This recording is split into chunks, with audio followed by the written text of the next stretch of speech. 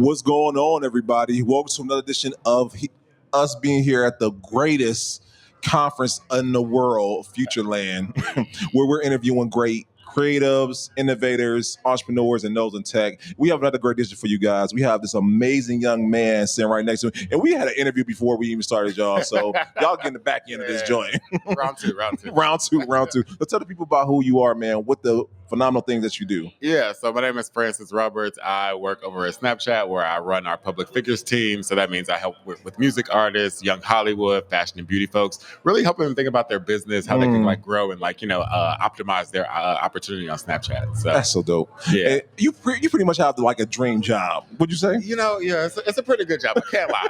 It's pretty fun. I get to work with some really cool creative folks, but also kind of take a business mind, an analytical mind, and I have this kind of interesting left brain, right brain thing going on. I get to meld those two into really good opportunities. And I love creative people. I love creatives. So it's a good way to really allow them opportunities to really kind of grow their business and things like that. So how'd you get in that position? Because most people don't understand, sometimes you might have the creative position out of thin air type ordeal. You have to portray that value in what you do. So how did you come to that position? Yeah, so I think that the name of this conference, Futureland, is very interesting to me because I'm sometimes just thinking about things that are happening in the future and how things are evolving and things like that. So I grew up in Detroit originally, and then I went to Howard University, HU. Come on, always gotta give a little shout out.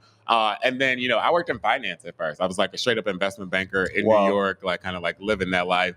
And then a recruiter from Google reached out to me because, just to kind of make a long story a little bit shorter, but in college, I worked at this bank called Lehman Brothers. They went bankrupt in 2008 with the whole financial crisis and everything like that. And so I started interviewing at places. And so Google was one of the places that I interviewed. Oh, wow. But then, basically, I went to work in investment banking. 4 years later, a recruiter from Google reached out to me being like, hey, you interviewed here 4 years ago. Are you still interested in opportunities? And I was like, okay, yeah. Wow, 4 years later. 4 years later. So they remembered you. Yeah, and there's this lady I've never met her in my life to this day because by the time I started at Google, she was gone. Yeah. And so then I went over to Google where I was working there as a data analyst on a sales team. So kind of taking some of the knowledge and things that I understood in finance and applying it to an advertising world. That's dope. And so I did that for, a number of years.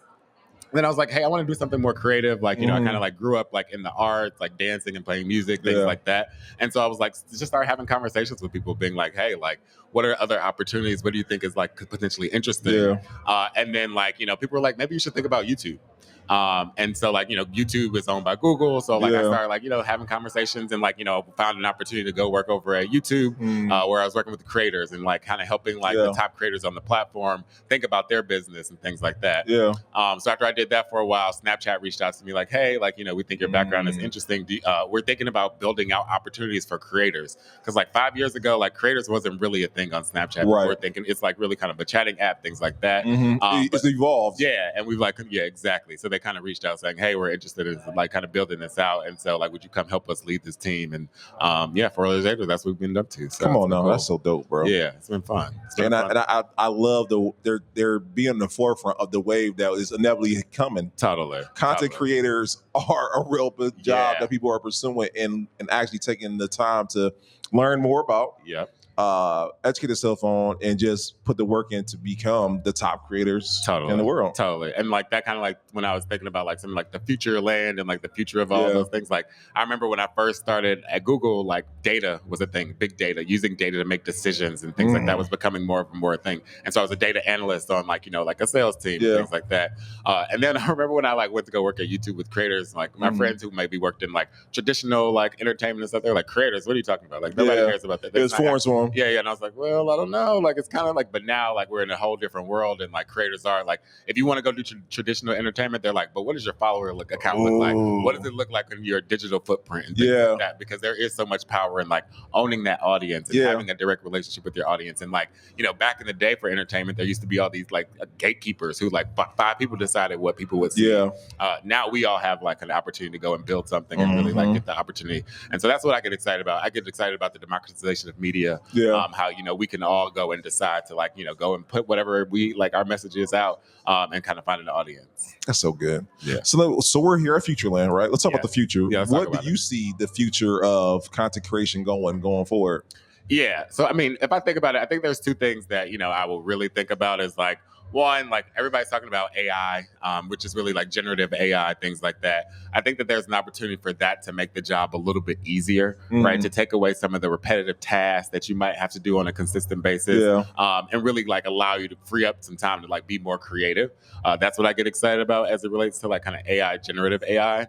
And then on the other side of that, I think that, in social media in a lot of ways we thought it would make people like closer together, but in some ways it's like created these divides where like there's this like kind of like crisis of like isolation. And so I think about augmented reality as a way to like help bring people together, where it's like, hey, like go out into the world and we can overlay technology on top of the actual real world, but it's less about being alone or being on your phone and your screen, but like how do we like find opportunities to like kind of like be together while experiencing technology together, right? We could be here for another hour because I'm learning so much, man. But I know you're a man of your time's importance, though. So let me ask you this: with that being said, what are three things you would say to encourage the next content creator? What advice would you give them? One, just do it. Right. Like I think that a lot of people like, they like think about too much about the content, like, oh, is this perfect?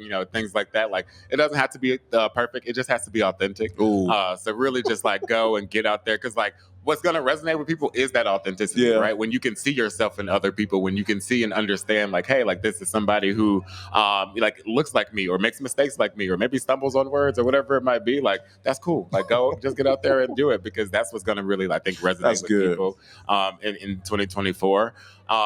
To be on Snapchat, obviously. Right. Snapchat is a place for creators. It's a place for, really to like, we've like really invested a lot of time and tools and opportunities for creators to go and like really find an audience on Snapchat. So I think that that's really important. And then 3 is just like, I know a lot of times people are like, you got to find a niche.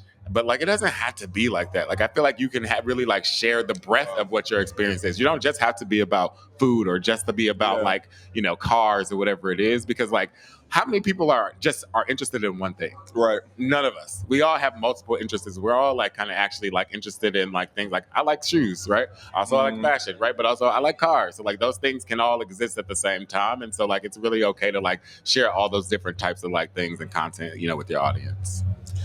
Listen, so the most important question I want to ask you of the evening: where people learn, where can they follow you? Where can they learn more about you? Where can they, of course, they can go to Snapchat, but where can they learn more about you? Yeah, I mean, so like you can find, about my name is Francis Roberts, so you can find me as Francis Roberts, on all platforms.